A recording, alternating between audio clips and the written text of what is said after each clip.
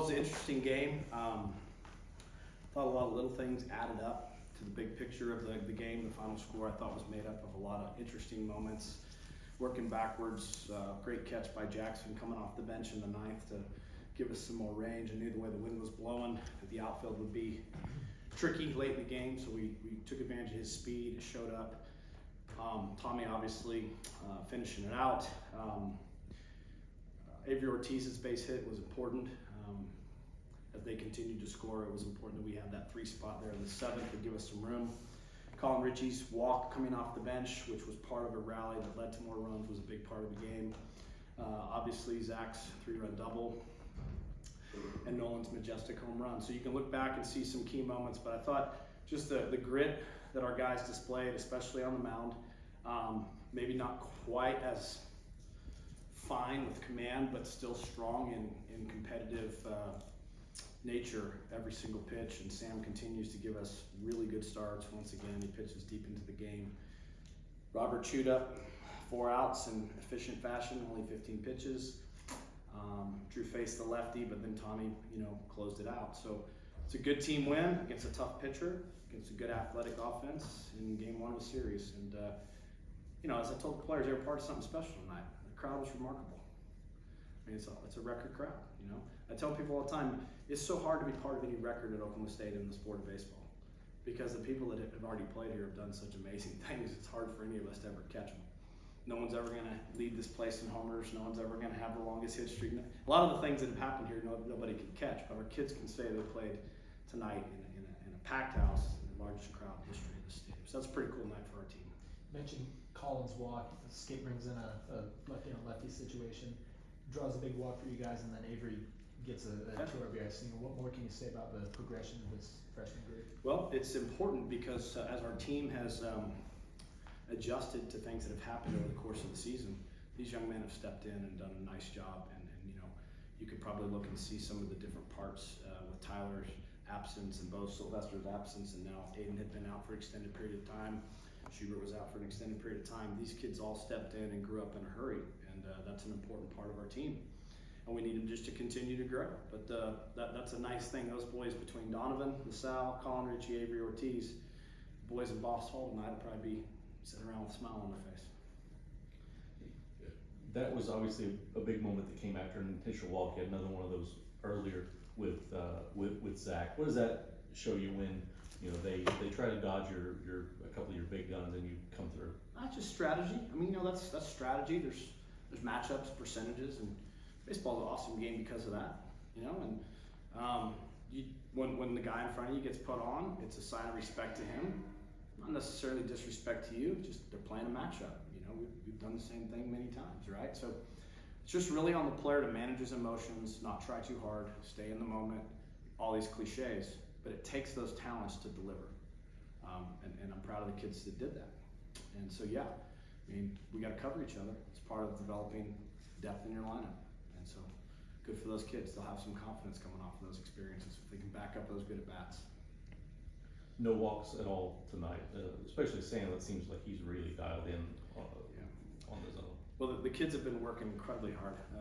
The commitment to learning, time spent teaching with this pitching staff, Rob's doing an unbelievable job.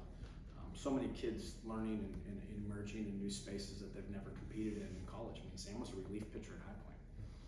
He's a Friday night starter at Oklahoma State. I mean, he's grown into a new role. He's learned and evolved. So I'm really proud of him, and it's a compliment to the kid to take the work and the growth, and then to compete with it. And then, the boys behind him, they have done a nice job. Those 3 boys that pitched tonight have become a really good bullpen.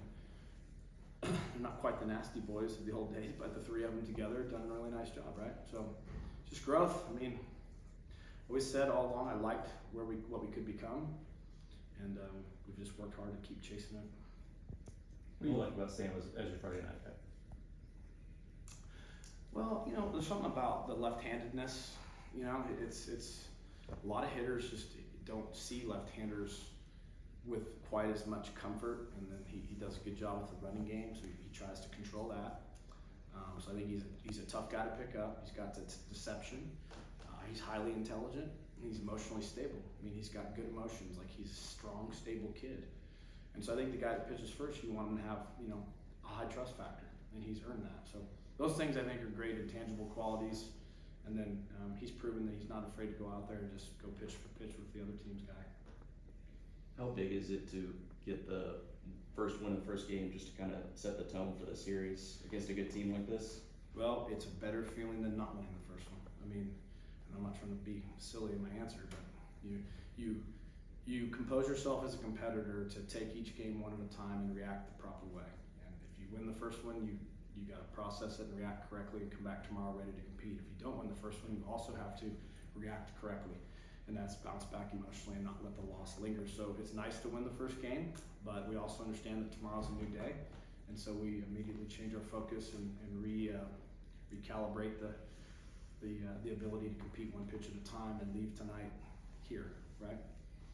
5 of your 9 runs came with 2 outs. I guess what does that say about the poise in your group to not break in those kind of situations? Well, clutch hits, I mean, that matters. You know, the pitcher works his tail off to try to get you out, and when he gets 2 outs, he's got to get that third one. And he's pitched more pitches through the course of the inning. Maybe he's a little fatigued, or maybe mentally he's just really grinding to try to get out of the inning. Or, you know, sometimes maybe you still have that 1 out or 1 strike to work with where you might be able to get him, right?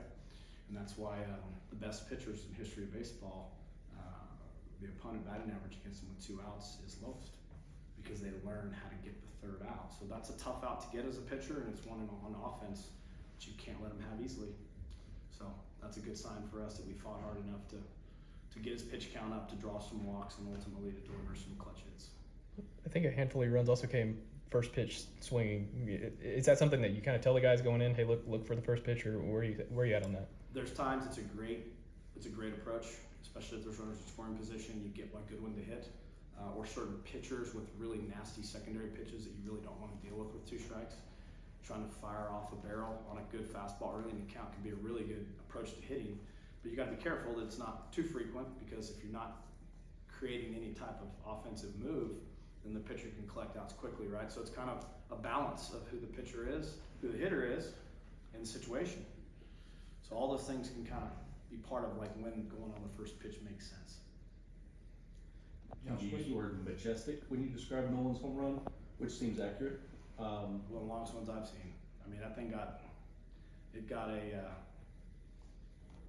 it was close to the lights from my angle. I mean, it wasn't too far away. I mean, it was majestic. I mean, and you guys have watched a lot of baseball, but in all my years of coaching college baseball, it's one of the highest, longest to the pull side that I've seen in quite some time. You know, every now and then the ones to center field, they go boom and they measure real far. But to the pull side, when you hit one that high, that's a towering blast, and those balls are hard to hit like that. So that was a pretty special one. Josh, what do you see from Witherspoon tomorrow?